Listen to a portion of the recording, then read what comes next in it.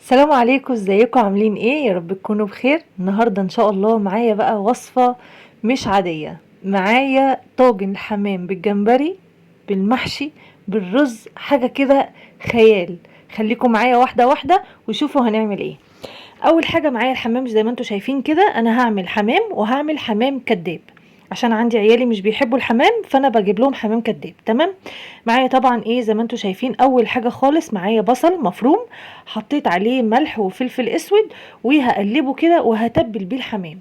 هتقولي لي الخطوة دي ملهاش لازمة؟ لا، ليها لازمة جدا جدا وبتدي طعم فظيع للحمام.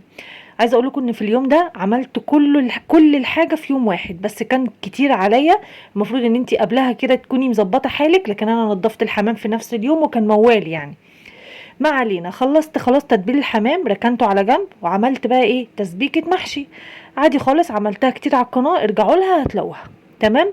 ومعايا الجمبري بتاعي زي ما انتوا شايفين بالشكل ده كده. اللي انا يعني جبت الخطوه دي عشان بس لو في حد مش عارف، يعني تنظيف اللي هي كيس الرمل كده اللي بيبقى في ظهر الجمبريايه دي بالشكل ده. بصوا بالخله كده وتروحي مدخلاها من ورا اهي، هتطلع معاكي بكل سهوله وتسحبيها بالشكل ده. سهله جدا ما فيهاش اي حاجه. هخلص بقى الشويه الحلوين دول ونرجع نشوف عملنا ايه. هنا المحشي لفيته ورق عنب تمام كده وركنته على جنب بالشكل اللي انتوا شايفينه ده. ارجعوا على الفيديوهات اللي فاتت لو عايزين الطريقة. نيجي بقى لخطوة الرز بتاعة الحمام. حطيت السمنة بتاعتي ونزلت بالبصل تمام كده مفروم. انا مبحبش البصل يبقى باين جوه الاكل، فالافضل ان انت تفرميه. تمام. طيب دي ايه؟ دي المية اللي انا هسلق فيها. معايا طماطم، ورق لورا، حبهان، وحطيت كان عندي جزر كده في الفريزر متقطع فانا حطيته بالشكل اللي انتوا شايفينه ده، وكان فيه قرنفل برضو. تمام. وهسلق الحمام لوحده وهسلق الحمام الكداب لوحده، مش هحط الاتنين مع بعض عشان ما اضيعش طعم حاجه بحاجه. تمام كده. والحمام الكداب برضو بنفس الطريقه برضو السليق بتاعه. هنا قطعت هنا القوانص بالشكل ده ونزلت عليها بالبصل. ده الجمبري بتاعي زي ما انتوا شايفين. تتبيله السمك عادي جدا بالليمون والثوم واللي ظبطي الدنيا، وهركنه على جنب لان ده اخر حاجه هعملها. هنا جينا بعد ما القوانص دبلت شويه، ابتديت ان انا انزل الكبد وزي ما انتوا شايفين كده، وابتديت ان انا ايه اقلب واحده واحده. معايا جوز الطيب ده اساسي ومحدش يقول بقى لا ومش عارفه ايه، رشه خفيفه مش هتعمل اي حاجه خالص عشان في ناس كتير بيقولوا حرام والكلام ده. ومعايا 7 بهارات. تمام. ومعلقه حلوه من الفلفل الاسود، معلقه صغيره كده ما تستخسريش فيها شويه، زودي معلقه زي ما انا قلت لك كده هتفرق معاكي كويس جدا جدا في الطعم. تمام. اللي بقى بيحب القرفه يحط رشه قرفه، بصراحه والله بيبقى طعمها تحفه ومش بتبان قوي، بس جربوها بس. وجربوا اصلا الطاجن ده لان لو مجربتوهوش هتندموا والله العظيم فظيع. محدش يقول ايه ده حمام ازاي مع جمبري وزفاره ومش زفاره، مفيش الكلام ده خالص. بصوا طعمه تحفة بجد تحفة، جربوها يعجبكم جدا. هنقلب بقى كده زي ما انتوا شايفين الرز، نفضل نشوح فيه شوية حلوين. وهنديله معلقة كوباية من الشوربة. عندك شوربة تمام، ما عندكيش شوربة حطي مية مفيش مشكلة. وانا عايزاه طبعا يبقى نص سوا مش سوا كامل. ماشي. وهغطي عليه واسيبه. طيب كمية الرز قد ايه؟ يعني الحمامية تاخد بكف ايديكي كده شوية رز. تمام. وهنا الورق العنب بتاعي خلاص تمام استوى. نيجي بقى للعيش اللي احنا هنعمله على الطاجن، ما احنا لازم نظبط الاداء. تمام. معايا الدقيق بتاعي كوباية كده حلوة من الدقيق، عليها لبن بودر وزعتر وتوم بودر وبصل بودر. تمام. ومعلقة الخميرة وعجنتها وركنتها على جنب تخمر. تمام. طيب هنا بقى معايا هنا الحمامية بتاعتي. ابتديت ان انا ايه واحدة واحدة كده ونضف الحمام كويس جدا لان الحمام بيبان فيه الزفارة. خلي بالكوا يعني وبالراحة طبعا، انتوا عارفين طبعا في تنظيف الحمام الجلد احنا بنتعامل معاه ازاي يعني. وانا بشيل الرقبة وبسيب الجلد بتاعها عشان لما تيجي تاكلي كده اول قطمة ديت انا بعشقها بصراحة. هحشي الحمام واديله طبعا نفس ان هو لما يجي يتسلق ياخد راحته يعني ما يفرقعش منك. فامليه بس معقول يعني، ما تقفوريش قوي وتكتميه قوي لانه هيفرقع. فواحده واحده كده اديله براح ان هو لما يجي يتسلق يبقى فيه براح ان الرزايه تنفش كده جواها وتستوي. تمام. هو نص سوا الرز بالشكل اللي انتوا شايفينه ده كده. وانضف بقى الرز اللي فيها. انا بشيل الضافر بتاع الحمام، في ناس بيسيبوه وبيحطوه وراها كده، انا بصراحه بشيله. نيجي بقى الميه غليت طبعا وانا خلاص حشيته، هبتدي ان انا انزله. انا حاطه طماطمايه وبصلايه عشان لو انا ما قلتش يعني مش فاكره.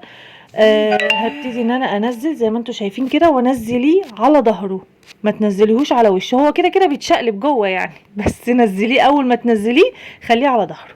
نيجي بقى للحمام الكداب. حطيت كده ورق استرتش زي ما انتم شايفين، وهبتدي ان انا احشي الحماميه الكدابه ديت.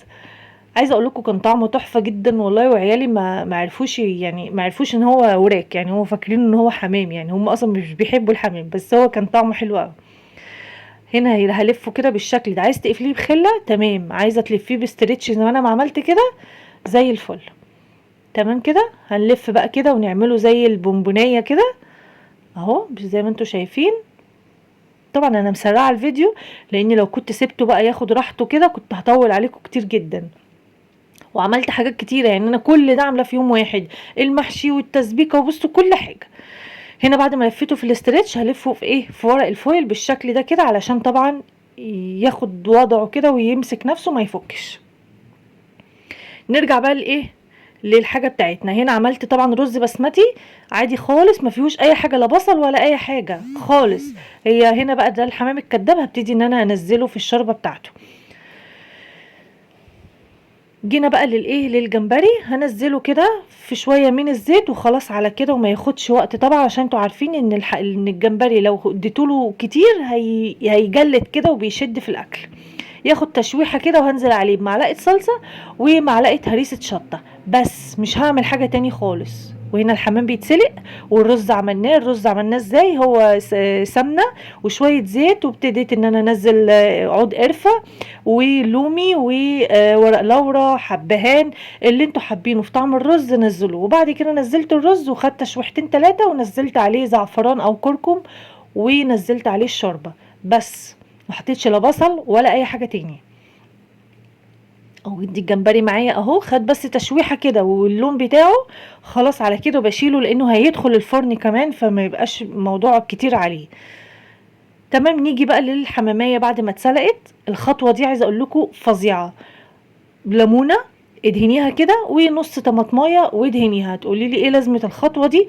بتديها اللون وترقعه كده وانتي بتاكليها تحفه. جربي وهتشوفي معايا اللون دلوقتي.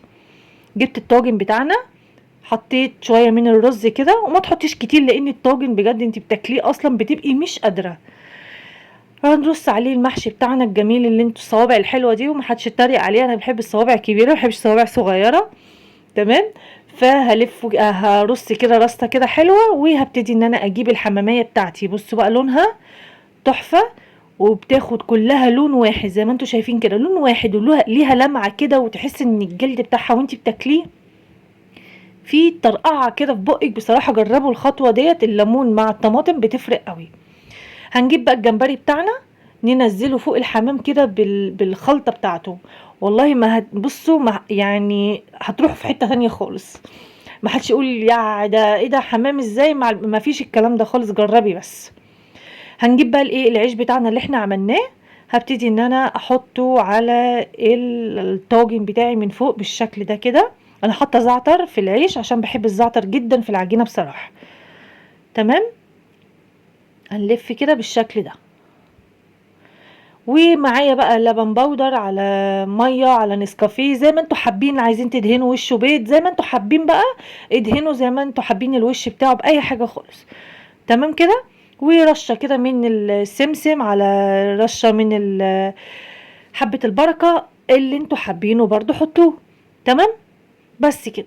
وندخله الفرن ونشوف بقى. ده الحمام الكداب معايا اهو، برضو بنفس الطريقة، وحطيت له برضو الجمبري وحطيت له كل حاجة، وابتديت ان انا الف بالشكل ده. انا عيلي برضو ما بيحبوش الجمبري، بس انا حطيت لهم كده عشان يحسوا بالطعم يعني معانا. وهندخل بقى الفرن ونشوف الجمال والحلاوة لما تطلع من الفرن.